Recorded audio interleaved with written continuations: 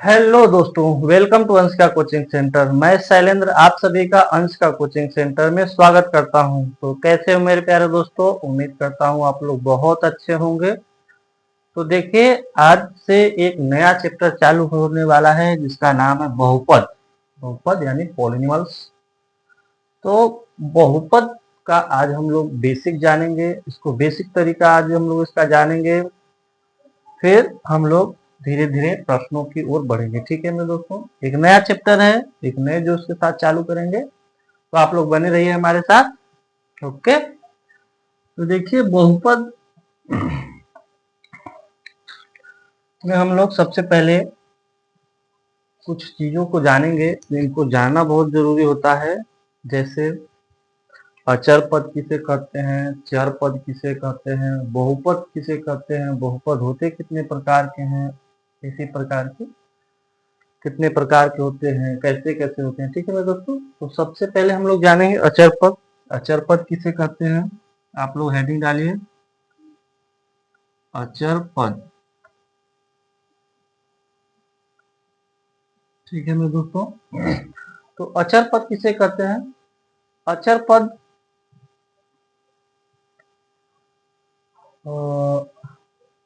अचर पद किसे कहते हैं? ठीक है मेरे दोस्तों, अचर पद उसे कहते हैं जिनके मान निश्चित होते हैं। ठीक है मेरे दोस्तों, अचर पद उनको कहते हैं, उन्हें कहते हैं जिनके मान निश्चित होते हैं, जिनके मान में हम परिवर्तन नहीं ला सकते। ठीक है, अगर हम किसी के मान में, जिसका मान अनिश्चित हो, उसके मान को हम अलग अलग प्रकार से ला सके, उसको चर पद कहते हैं। और जिनके मान निश्चित होते हैं उन्हें अचर पद कहते हैं। देखिए, जिनके मान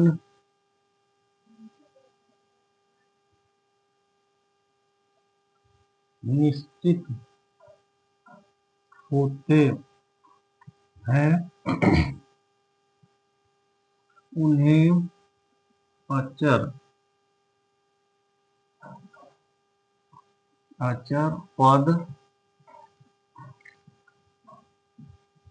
कहते हैं। जैसे जिनके मान निश्चित होते हैं उन्हें हम अचर पद कहते हैं। जैसे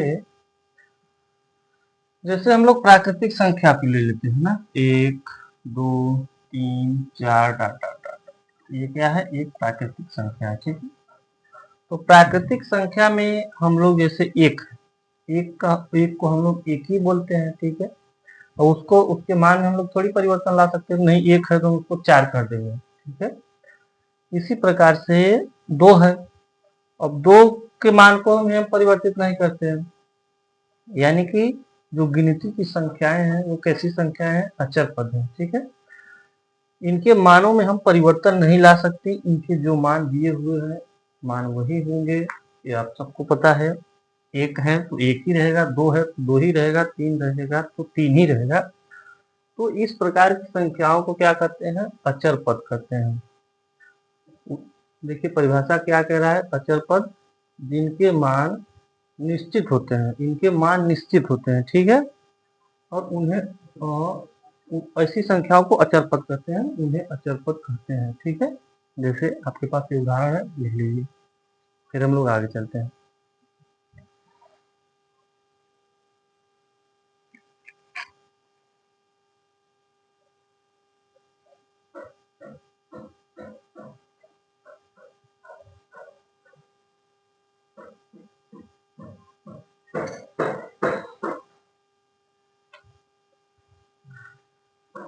तो हो गया होगा। अब हम लोग चर पद देखते हैं।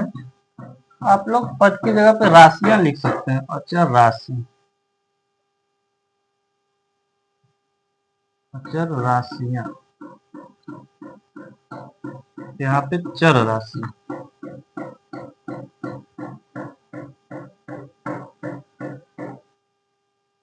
हालांकि पद भी ठीक है।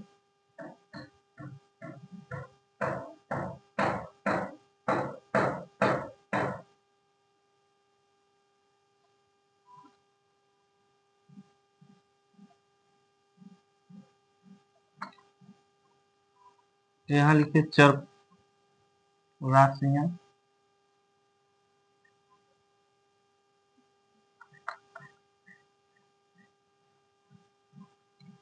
अब देखिए दोस्तों, चर राशियां किसे कहते हैं? ऐसे राशि जिनके मान भिन्न भिन्न होते हैं, उन्हें अलग अलग परिस्थिति में अलग अलग मान, उनकी अलग अलग परिस्थिति में अलग अलग मान होते हैं। ठीक है, ऐसा नहीं है कि अगर अगर हम जैसे मान लिए किसी को माना, जैसे हम लोग किसी प्रश्न को हल करते हैं तो मानते हैं कि माना एक्स, ठीक है, माना एक्स, ठीक है, माना एक्स, तो एक्स हम लोग मानते हैं, ठीक है, लेकिन उसका वैल्यू क्या आता है ये हमको पता नहीं रहता है। जब हम लोग पूरे प्रश्न को हल करते हैं तब जाके एक्स का मान आता है। ठीक है, तो हमको निश्चित नहीं होता कि एक्स का मान क्या है क्या नहीं है, एक्स का मान फिक्स तो रहता नहीं, हम लोग मानते हैं।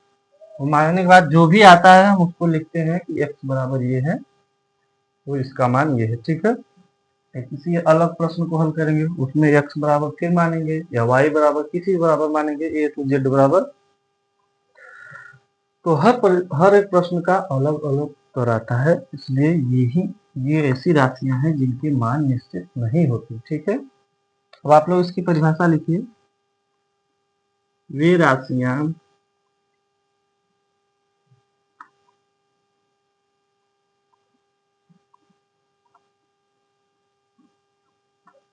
जिनके मान निश्चित अनिश्चित, निश्चित के बजाय यहाँ पर लिखना पड़ेगा अनिश्चित होते हैं,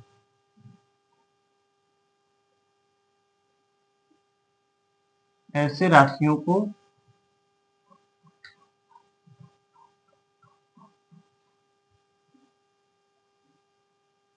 ऐसे राशियों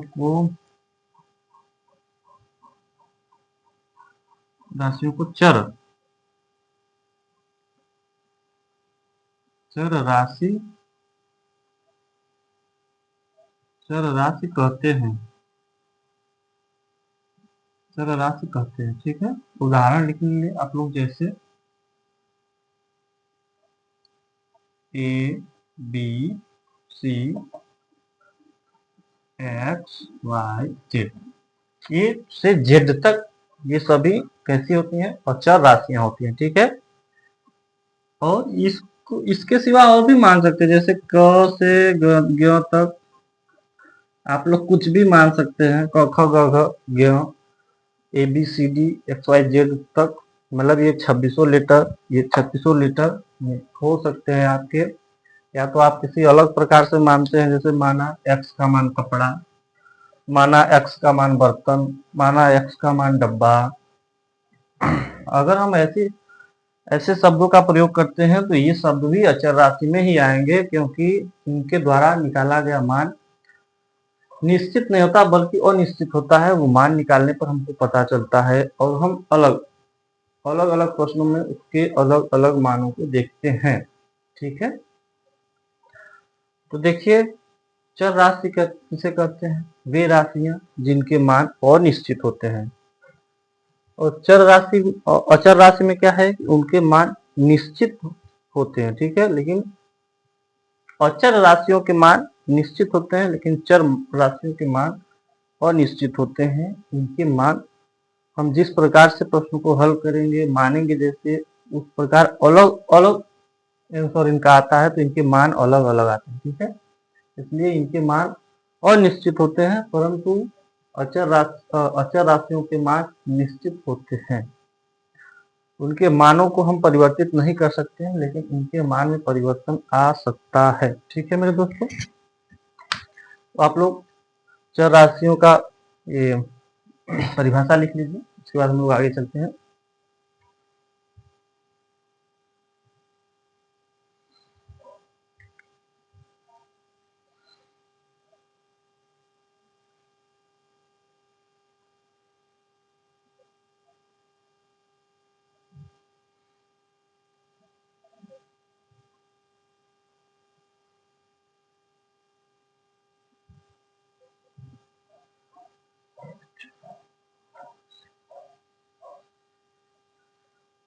तो उम्मीद करता हूँ आप लोगों ने लिख लिया होगा। क्या आप लोगों को ये बातें समझ में आई मेरे दोस्तों?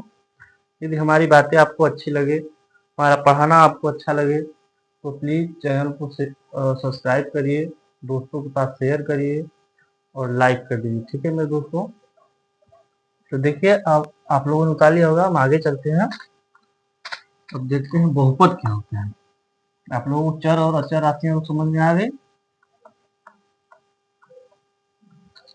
और हम लोग देखते हैं बहुपद।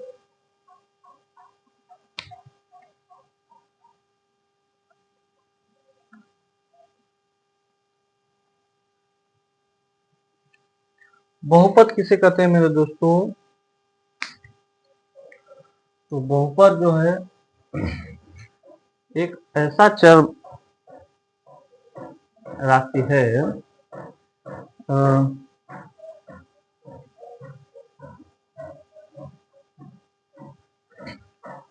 एक चर राशि वाला ऐसा बीजीय व्यंजक है बहुपद।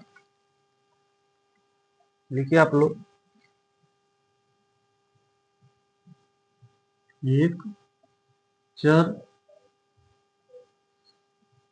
राशि वाला व्यंजक,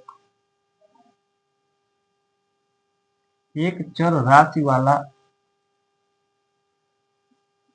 ऐसे व्यंजक वाले, एक चर राशि वाले ऐसे व्यंजक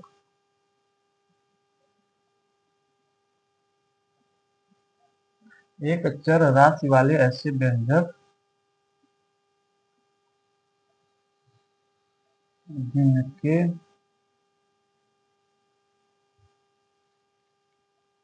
मान एक पूर्ण संख्या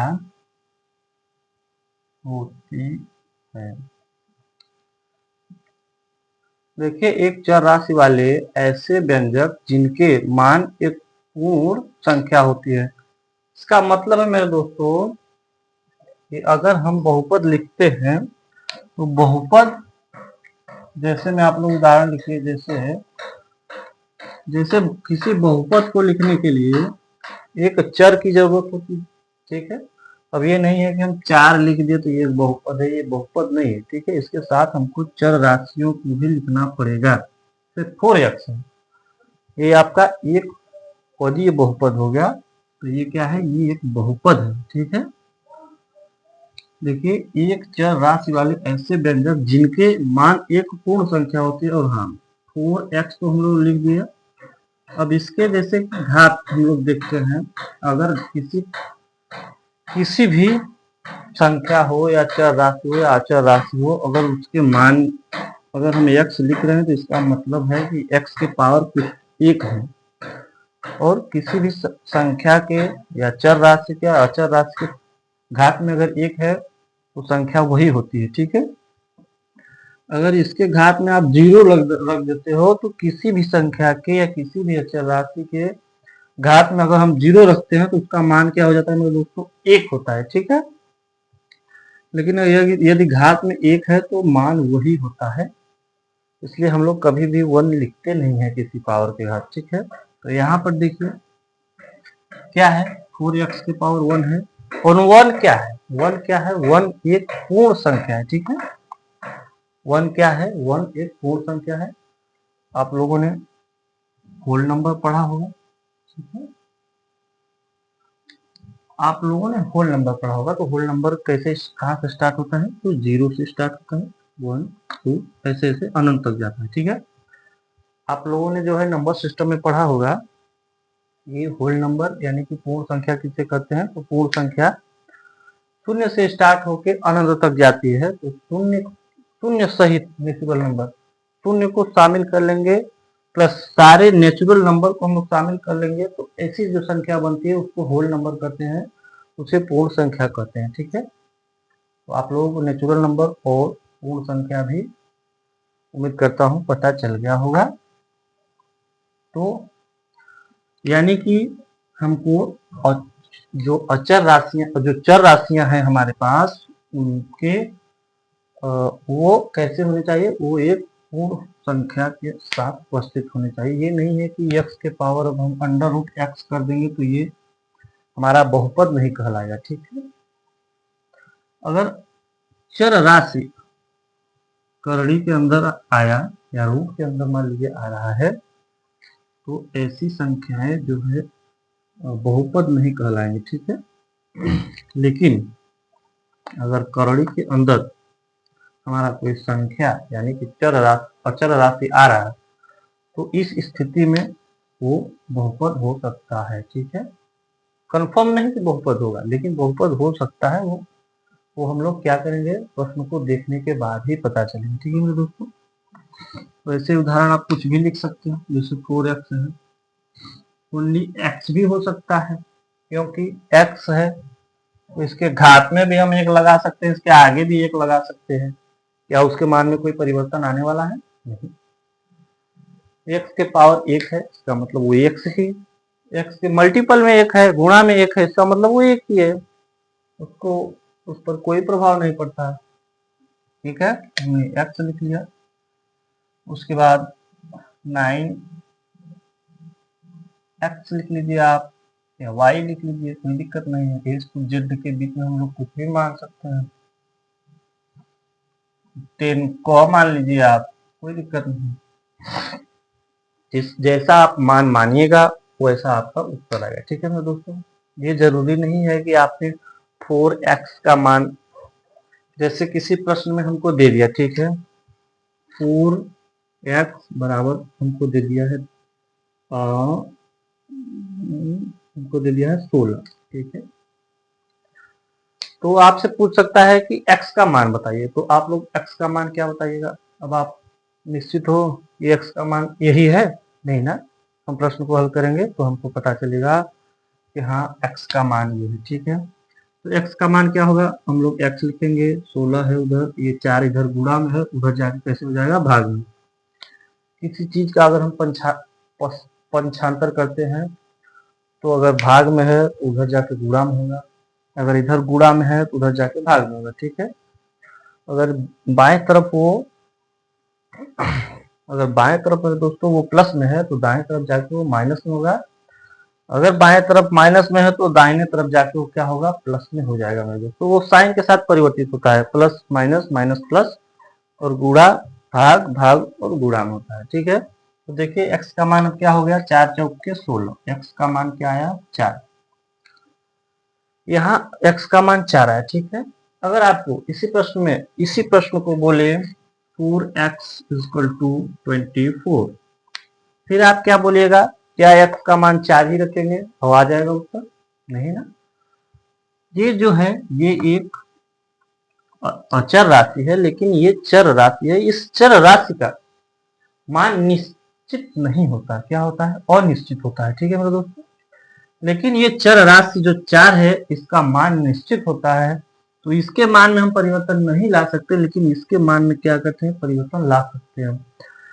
तो इसीलिए वो जो परिभाषा हमने दोनों लिखवाया आपको, और चर राशियां और चर राशियां, देखिए यहाँ पे उनका एक उदाहरण के द्वारा कैसे पता चलता है। देखिए उदाहरण हमको कंफर्म उसका जो है परिभाषा बता रहा है कि जो ये अचर राशि है, इस अचर राशि में हम परिवर्तन नहीं ला सकते। अगर वो 4 है तो वो 4 ही रहेगा। ये नहीं है कि हम मान लीजिए नहीं 6, जबरदस्ती 6, नहीं हमारा 6 है वो, इसलिए वो हम इसके साथ नहीं बल्कि इसके साथ छेड़खानी कर सकते हैं, इसके मान में हम परिवर्तन ला सकते हैं, ठीक है मेरे दोस्तों।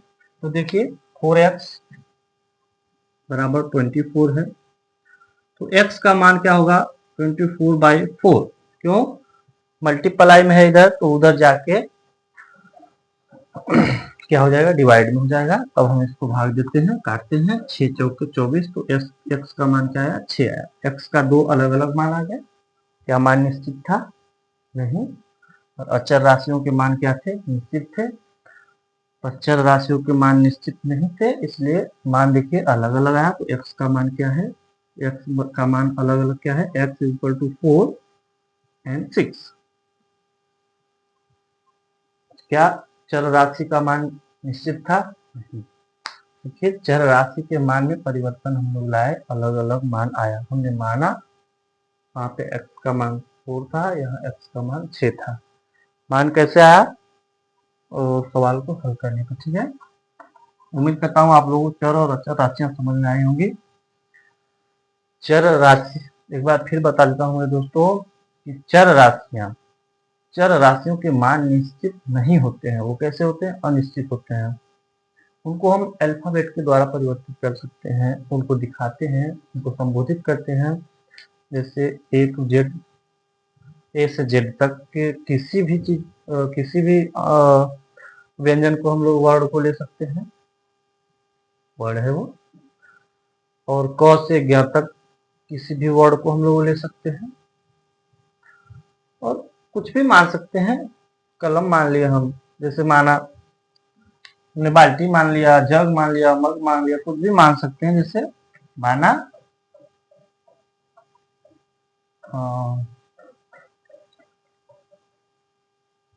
फोर कलम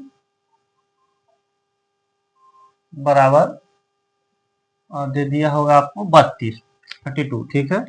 अब पूछेगा कलम का मान आप ज्ञात कीजिए। जैसे हमने यक्स का मान ज्ञात किया, इसे कलम का मान ज्ञात कीजिए। तो कलम का मान निश्चित है? नहीं।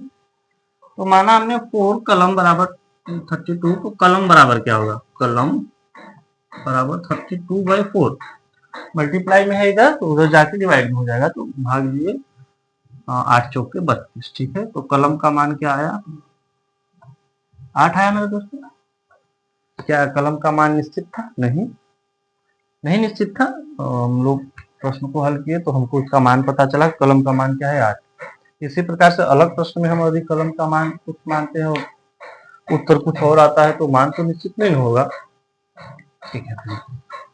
तो चर, उम्मीद करता हूँ आप लोगों को चर और अचर राशियां समझ में आई होगी। और बहुपद क्या होता है मेरे दोस्तों? बहुपद एक ऐसा चर व्यंजन होता है, बहुपद एक ऐसा चर राशि वाला व्यंजन होता है जिसके जिसके मान एक पूर्ण संख्या होता है। जैसे 4x है, अगर बहुपद है तो इसका मतलब है कि उसके अचर राशियों का मान एक पूर्ण संख्या होगा। जैसे हमने ये उदाहरण लिया, मान लीजिए हमने मान लिया इसका 42x3, ये भी एक बहुपद है। क्यों? क्योंकि चर राशि का मान एक पूर्ण संख्या है, ठीक है। 3 क्या है? एक पूर्ण संख्या है। हमने मान लिया y3, y पावर 8 ले लेते हैं, ये भी क्या है? y की पावर 8 एक पूर्ण संख्या है। पूर्ण संख्या किसे कहते हैं? ठीक है, मैं एक बार आपको और बताता हूँ पूर्ण संख्या किसे कहते हैं। मेरे दोस्तों अगर आपको नहीं पता होगा तो नेचुरल नंबर, यानी कि नेचुरल नंबर जो है आपका 1 से स्टार्ट होता है। नेचुरल नंबर को हम लोग क्या कहते हैं? प्राकृतिक संख्या।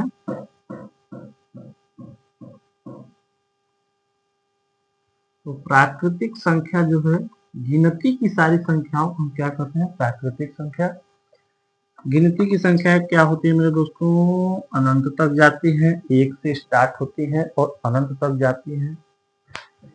ये अनंत की संख्या है, हमको नहीं पता, लेकिन स्टार्ट की संख्या क्या होती है? 1 होती है। तो जो गिनती की संख्या है मेरे दोस्तों, वो कैसी संख्या है? प्राकृतिक संख्या है, ठीक है। अब देखिए होल नंबर, इसको नेचुरल नंबर बोलते हैं इंग्लिश में, और होल नंबर पूर्ण संख्या।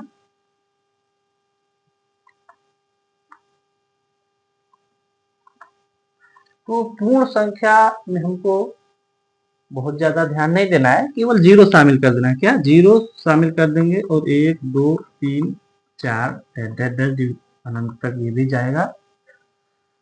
अच्छा, इसकी परिभाषा, जैसे हमने गिनती की सारी संख्याओं को क्या कह दिया? प्राकृतिक संख्या, नेचुरल नंबर। तो उसी प्रकार से ये वो जो पूर्ण संख्या है, ये जो होल नंबर है आपका, इसमें शून्य को हम लोग ऐड कर देते हैं, शामिल कर देते हैं। तो शून्य को शामिल करते हैं तो क्या बोलेंगे? शून्य सहित सभी प्राकृतिक संख्याएं कैसी संख्या होती है? पूर्ण संख्या होती है। तो शून्य सहित सभी प्राकृतिक संख्याएं एक पूर्ण संख्या होती है। उदाहरण के तौर पर आप लोग ये सब लिख सकते हैं, ठीक है। तो आप लोगों को प्राकृतिक संख्या और पूर्ण संख्या और एक देखिए संख्या होती है पूर्णांक। पूर्णांक इंटीजर, इसको इंटीजर नंबर बोलते हैं, पूर्णांक संख्या बोलते हैं। तो पूर्णांक संख्या कैसी होती है दोस्तों? पूर्णांक संख्याएं देखिए पॉजिटिव भी होती है, नेगेटिव भी होती है और शून्य भी होती है। शून्य जैसे हम इसको इसका उदाहरण देखते हैं, आपको 0 लिख लीजिए, 1 2 3 डैट डैट डैट डैट, ये अनंत तक जाएगा, प्लस उसके बाद -1 -2 -3 डैट डैट डैट डैट, ये भी इंफिनिटी वो भी इंफिनिटी और बीच में शून्य है।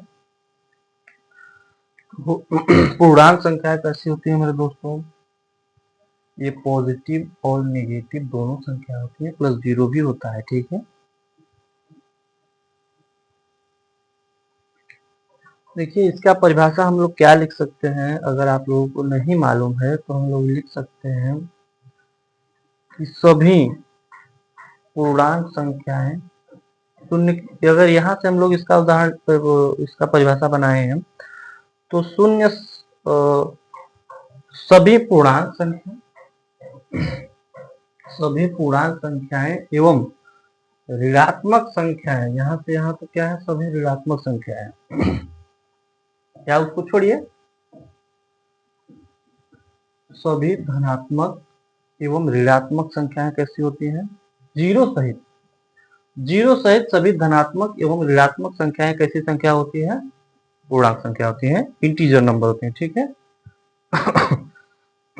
तो ठीक है मेरे दोस्तों, उम्मीद करता हूँ आपको ये 3 परिभाषाएं या ये 3 संख्याएं आपको पता चल गई होंगी। अगर आपसे कोई पूछे क्या ये जो पूर्णांक संख्या ये जो पूर्णांक संख्या है मेरे दोस्तों, बताइए क्या इस पूर्णांक संख्या में आपको प्राकृतिक संख्या मिल रहा है? तो आप लोग कहिएगा हाँ सर मिल तो रहा है।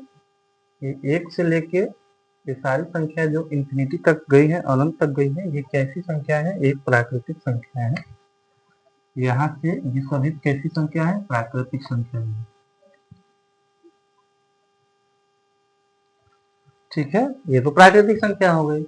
अब ये अगर हम शून्य को शामिल करते हैं तो ये पूर्ण संख्या हो गई, होल नंबर हुआ, ठीक है। और ये ऋणात्मक संख्या हो गई। तो देखिए आपको पूर्णांक संख्या अगर पूछता है कि क्या पूर्णांक संख्याएं प्राकृतिक संख्याएं हो सकती है, तो हो सकती है मेरे दोस्तों, प्राकृतिक संख्या उसमें शामिल है और होल नंबर भी हो सकती है। प्रश्न में देगा आपको क्या पूर्णांक संख्याएं प्राकृतिक संख्याएं हो सकती है, तो